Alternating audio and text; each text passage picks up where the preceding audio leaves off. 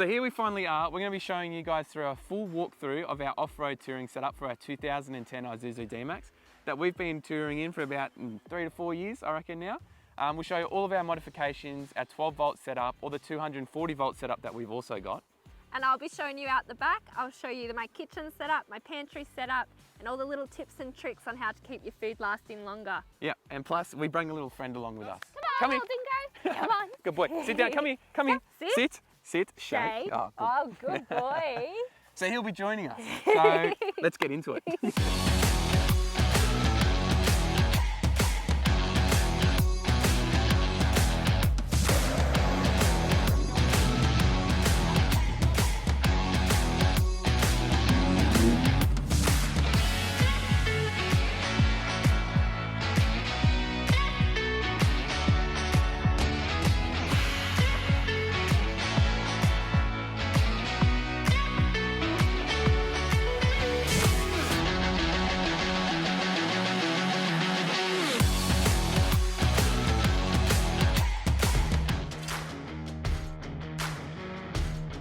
So first things off, the first thing that we're going to get started looking at is everything on the front of the car. So we're going to open up the engine bay, we're going to tell you what sort of bull bar that we got, our lights and everything that we've got underneath the body of the car. So let's get into it.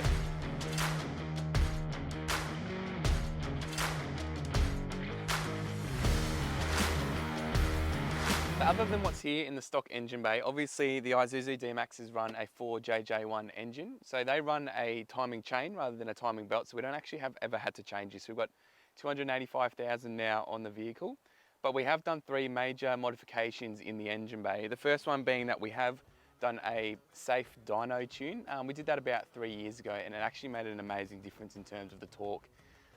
We actually got about 1.5 litres better fuel consumption. And then the second one was that we put in the air compressor in the engine bay. So we sort of had to move the computer here forward a little bit to fit that in. We've just got the single ARB air compressor that we use to do up our airbags in the back, which I'll show you in a minute. Then obviously when we're airing up our tyres. The third one that we've got is obviously we have a plastic TJM snorkel here that runs into a stock airbox. We are looking at getting that better tightly sealed with an aftermarket airbox because our last couple of water crossings we got a little bit of water into our airbox. It didn't affect the car, but something a little bit more waterproof would be the go. Cool, so now we'll go to the front of the car. So what we have here is we have the Ironman bull bar, it's the commercial deluxe, as well as it goes down into what we've got here, the scrub rails, and then down onto the side steps here. We went this one over the ARB one at the start just simply because of looks. I mean, they're made out of the same worth a millimetre of steel. And then the lights, originally we had the King's lights on when we went for our lap around Australia 3 years, amazing amount of light.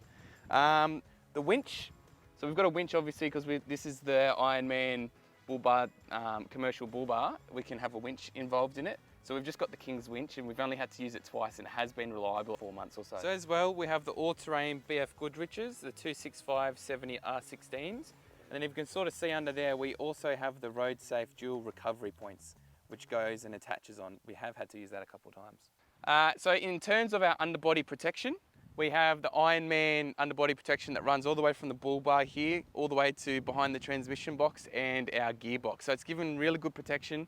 I think it's about 3 or 4 millimetres thick, and we have put in a few big dents because of my stupidity while we've been four-wheel driving. So there's a few under there. It has saved us a couple of times. Moving on to our UHF aerial, obviously every four-wheel driver and off-road tourer has got one of these. We have the RFI aerial, and we also have one of the smaller decibel ones as well that we use when we sort of get into the thicker scrub. And that's connected up to a GME box that we've got in there, and we'll show you that later and tell you the reason why we did that. So I thought I'd just show you guys what we use to deflate our tyres when we're going off-road. So we use these Campboss ones. We're not affiliated with them at all. But personally, I thought they were a bit of a game changer because you only need like a small amount of components and you can leave them on your car. So I'll quickly show you how to use them. So just as usual, you take the cap off your tyre. You have a preset setting on these where you can set down to like, I think it's 10 PSI on there, but you just screw it off. I don't know if you can see just there. And then you just screw the cap back on to your desired PSI. And then all you have to do, unplug it and then move on to the next one. Really easy, really convenient. because I see a lot of ones like on TV nowadays where you have to plug in like 4 different ones connected to all of these tubes, screw them different ways, pull them out different ways. These ones are so simple. You literally just plug it on, pull the cap and go on to the next one, and actually do it really, really quick. By the time I get to the 4th tyre, it's good to go.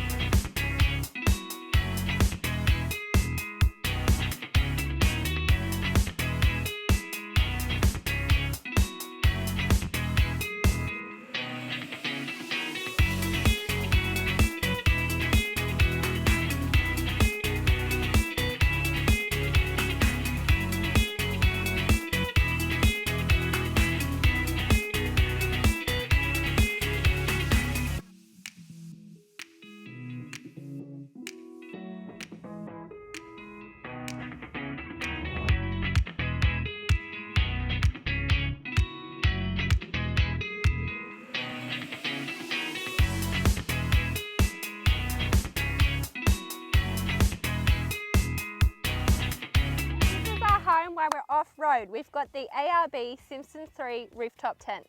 Yeah, so basically we went with this tent about 3 years ago because when we were originally travelling Australia, we sort of wanted the best quality but also sort of the best reassurance that if something went wrong we could go speak to somebody. And given there's ARBs all the way around Australia, we sort of went with them because we knew if we had any problems we could just go into the closest ARB store to sort of get that fixed.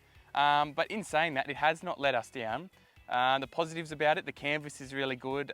We haven't had any rips or tears or anything like that. It's waterproof. We know a lot of rooftop tents nowadays on the market, you're having problems with sort of water seals. We haven't had any problems with this. I think one of the cons might be during the wind, because of the outside rain protection. That's right. The wind just makes it a little bit noisy up there. Yeah, so this is what we're talking about here. This gets really flappy and sort of over time, it's sort of the material's expanded. So at night time you get 10-15 kilometres an hour's wind and we get a little bit noisy up there.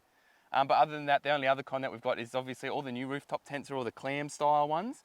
So this one's a little bit harder to set up and pack down, but that's what you get. I think it was only about $1,800 at the time. But in terms of upgrades, we are looking at getting the latest Alu cab rooftop tent. We're sort of just working out the logistics of how we're going to get that on this car. It looks a lot easier, and we'll sort of tag in this video as to sort of what one we're looking at. So Maddie's going to show you. We're going to have the VIP tour. Come up to the rooftop tent. Look at this dog just having a rest, hey? I thought he was going to be all up in us, but he's just having a nice sleep in that sun. Up we go. So as you can see, on the way up here, we've got these awesome shoe holders. Keeps the dust and dirt out of our rooftop tent, especially sand. So, welcome to our crib MTV. If you can see in our rooftop tent, we've got an awesome movie theatre. So when it's raining or the weather's really horrible, we can stay up here and watch movies. And we've got a 4-way access, so we have plenty of breathable room here. Heaps of pocket space as well, just to access whatever we need while we're up here.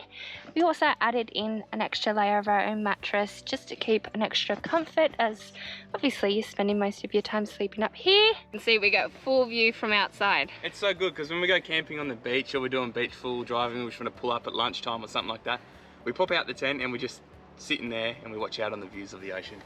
And up here as well, we've got our own light that runs down to our battery, just so we have an extra bit of light if we're doing any notes or anything up here.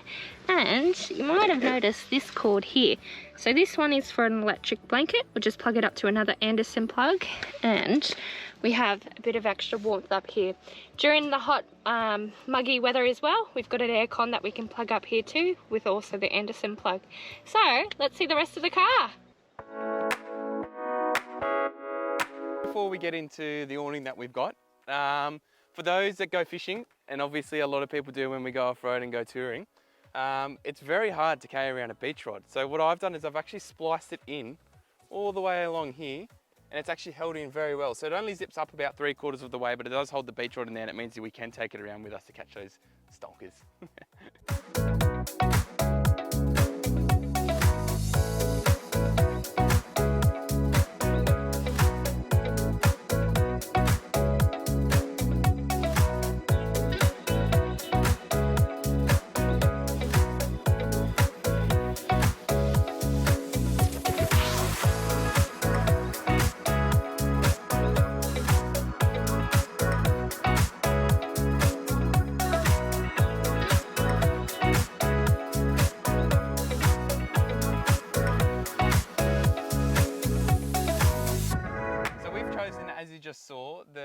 ARB 2.5 metre by 2.5 metre awning. So the awesome thing about this awning is with the lights, it can change colours. So the orange will help deter bugs, and then they've got a brighter white light and a slightly dimmer light as well if you just want to chill under with your chairs. There's also a room that you can add to the awning here just to make it a bit of a expanded space if you're going to stay in an area for a while. Yeah, so we didn't bring it with us on this trip just simply because we didn't need it. But if we were sort of heading up to an area where we knew it was going to rain or we're going to stay somewhere for a long time, we usually throw it in the back of the car there just so we can set it up. But it takes up a lot of room, so that's the reason why we don't bring it. Otherwise, it's just usually pretty awesome getting rid of mosquitoes. But we do love this, especially sun safe for me, because I get burnt very easily.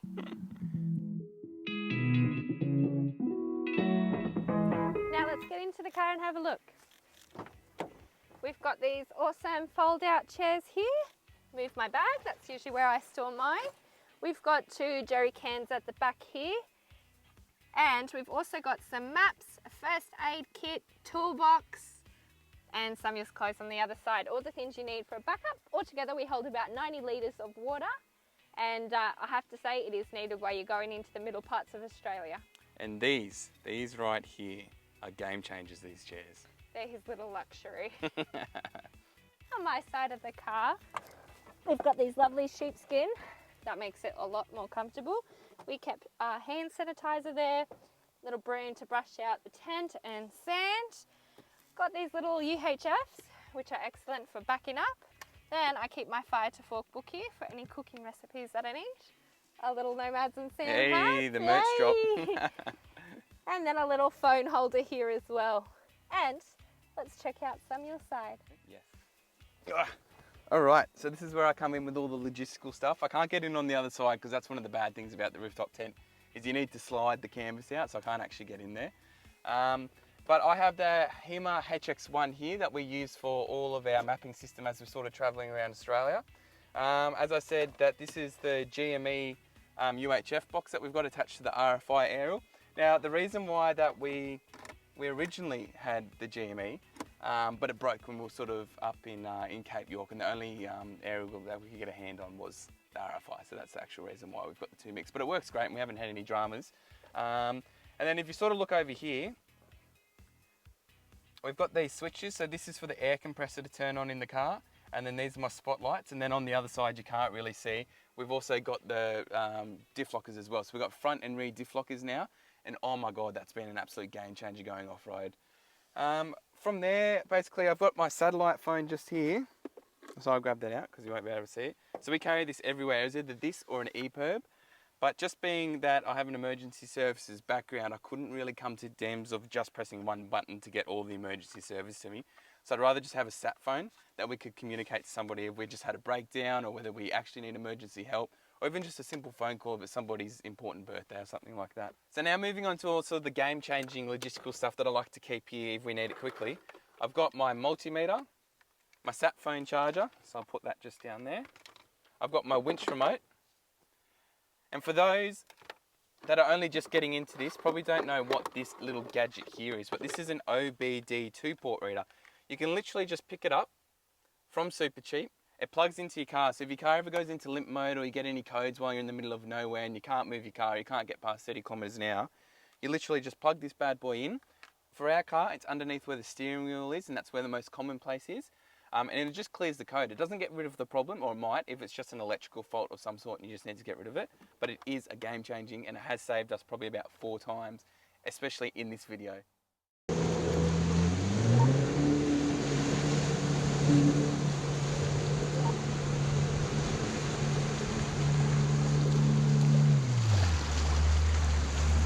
Get the winch!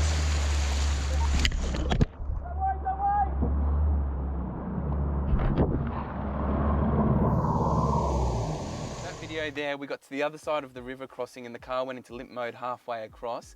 We were about 3.5 hours into the Vic High country and I had to plug this in to get rid of the code, and the code didn't come back afterwards, so it is a game changer. Then this is obviously the other RFI aerial that we're talking about that we switch over when we go into the bush and the more dense areas.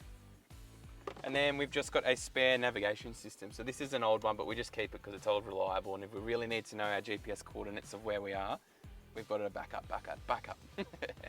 Cool. So now we'll move into the back and Maddie will show you around the back. Quickly moving on to the back of the car, we have the MCC rear bar that has these dual opening wheel carriers. So we've made one of them a wheel carrier, as you can see here. We've got the Max Tracks on the back, and then we've got the ARB rubbish bag, or they call it the cargo bag. We have just upgraded that. They're a little bit bigger, the version 2s. On this side, we have our spare fuel. We got rid of our gas because we'll talk about later how much of a game changer our 12 volt and 240 volt electrical system setup. This one's pretty cool. So I've put a water tank underneath where the spare wheel used to go. So one of the downsides of that is we do only carry one spare wheel, which a couple of times has got us unstuck, but we sort of pushed through it. So the water tank's under there where that went. And then we've got the tap that we just connect onto this. We've also got our breakage system, and we've got our removable tow bar so we can just put in our snatches and stuff onto the end of that. Then moving on to the top. So on the top here, we have a 250 watt solar panel. You probably won't be able to see that. Basically, it's just an aluminium frame. We've had it for about 3 years. Hasn't let us down once.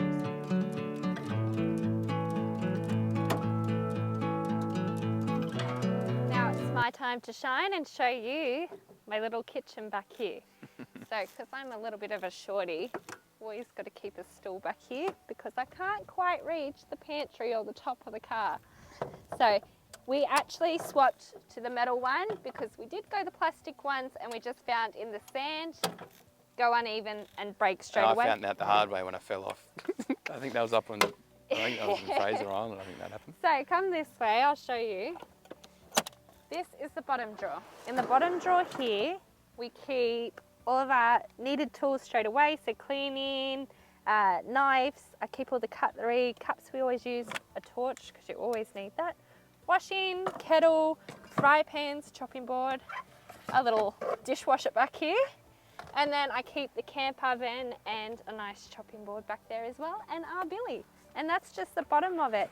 We've also got more of a little bit of a luxury item. We keep our jet boiler, and we also keep a little espresso pod here. Oh yes. Just to have coffees, because, you know, instant coffee doesn't always hit the spot. And I get cranky without my coffee in the morning. And a big shout out to MJM Homes, Samuel's mate. He put together this custom made back part for us for our fridge organisation, and it's been through a lot. And guess what? Not one bit has broken, and it's kept us a very easy trip ongoing. So without further ado, let's move to the pantry, Samuel's favourite spot. It keeps me happy. So the top drawer here, we like to keep, you know, foil, sauces, and then in these little bags here, I'll keep all my onions, sweet potatoes. Also containers, you got to keep your rice, sugar, flour as well. And I love Aldi, okay? And I got these little things from Aldi, and it's great just to pop your little snacks in there, keep everything organised. As I just found, the drawers were getting too messy if you didn't have these little organisational packs. That's right, you don't always need to go into these most expensive places just to get simple storage solutions. Yeah, but the awesome thing about this as well that Samuel's mate made is it keeps everything cool, so we're not finding our foods going off. But just to have a little talk on it all, how to keep your food lasting longer. So some of the tips and stuff that we've gone through is, I reckon, vac seal your meats. That would definitely make it last longer. And I would also recommend canned foods, always have a backup as well.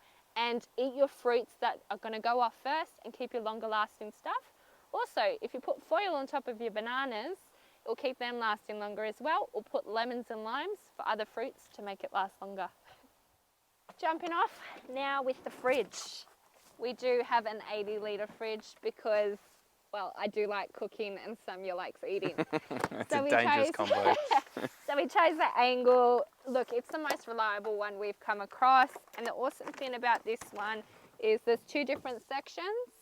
So look, it just keeps everything organised. I pre-cut fruit or vac seal meats just to keep everything nice and clean and organised because you really do have limited space. So I find if you can reduce it by cutting up things pre-hand, definitely helps.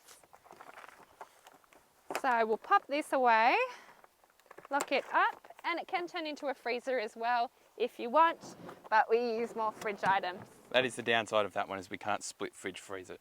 but there are angle ones where you can do that.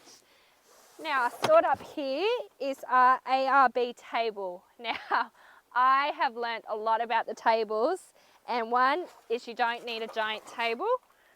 We just have a small compacted one would do the job.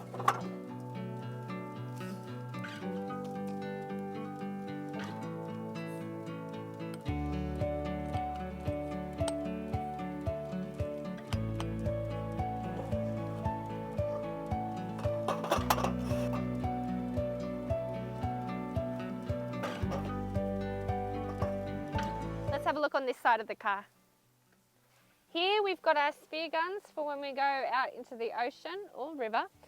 We also keep our water fill up pipe in here just to fill up our water tanks. We've got our air compressor hose which will do our airbags and also our tyres to change the PSI. We also have our induction cooker which is a massive game changer, and we keep our toiletries down here as well. Thought I'd show off this beauty. It's a 12-volt shower piece.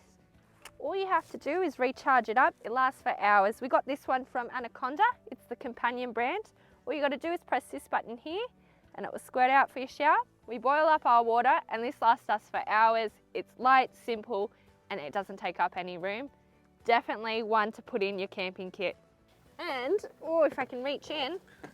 Camera angles are hard on that one. We also get our shackles and we keep them here. They are a game changer as well. Those soft shackles from Campboss, we're not affiliated with them, but they're amazing. So moving on to the next part, up here we carry our spare snap strap. We've also got the toilet and we've got our spare buckets that sit behind that, as well as our fire extinguisher, just as a safety thing. So moving to the back of the car here, we have a bit of a spare spot behind the fridge. So what we utilise for that is we've got a shower tent at the back there, we've got our chainsaw just down there, and we also have our Ugg boots and chucks. But without further ado, let's move into our fantastic 12-volt and 240-volt system setup we got going.